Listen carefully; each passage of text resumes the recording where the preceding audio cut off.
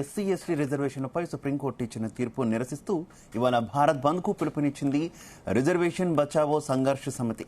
ఈ బంద్కు రాజస్థాన్లోని ఎస్సీ ఎస్టీ సంఘాలు మద్దతు ప్రకటించాయి. ఆయా రాష్ట్రాల్లోని పరిస్థితులకు అనుగుణంగా ఎస్సీ ఎస్టీల్లో కులాలను ఉపకులాలుగా విభజించి రిజర్వేషన్లు కల్పించే అధికారం రాష్ట్రాలకు ఇస్తూ సుప్రీంకోర్టు తీర్పిచ్చింది. అయితే సుప్రీంగా ఉందనేది రిజర్వేషన్ బచావో సంఘ్ సమితి వాదన. దీని గురించి దేశ ప్రజలకు వెల్లడించేందుకు భారత్ బంద్ నిర్వహిస్తున్నట్టు సమితి ప్రకటించింది.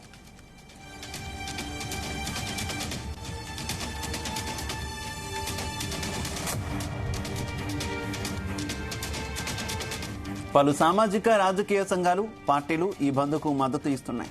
భారత్ బంద్ సందర్భంగా అవాంఛనీయ ఘటనలు చోటు చేసుకోకుండా గట్టి భద్రతా చర్యలు చేపట్టాయి. ఇక అట్టడుగు వర్గాలకు బలమైన రిజర్వేషన్ ప్రాతినిధ్యం కోరుతూ దళిత ఆదివాసీ సంస్థలు కూడా భారత్ బంద్కు పిలుపునిచ్చాయి.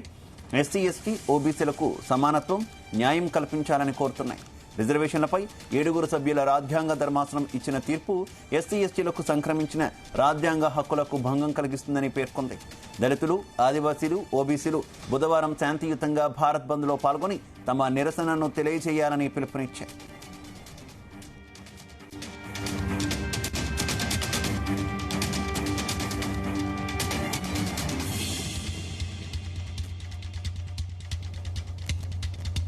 ఈ భారత్ బంద్ ని అందరూ సపోర్ట్ చేయాల్సిందిగా అందరినీ అభ్యర్థిస్తున్నాను. రిజర్వేషన్ సంఘర్షణ బచావో ఆల్ ఇండియా లెవెల్లో ఇచ్చిన బంద్ ఇది. అంటే ఎక్కడా కూడా భారతదేశం అంతా కూడా వర్గీకరణ వద్దనే చెప్తా ఉన్నారు. ఎందువల్లంటే అంబేద్కర్ రాసిన రాజ్యాంగంలో షెడ్యూల్ కులాలని విభజించమని కూడా ఎక్కడా చెప్పలేదు. ఈ భారత్ బంద్ ని అందరూ సపోర్ట్ చేయాల్సిందిగా అందరినీ అభ్యర్థిస్తున్నాను. రిజర్వేషన్ సంఘర్షణ బచావో ఆల్ ఇండియా లెవెల్లో ఇచ్చిన బంద్ ఇది. అంటే ఎక్కడా కూడా భారతదేశం అంతా కూడా వర్గీకరణ వద్దనే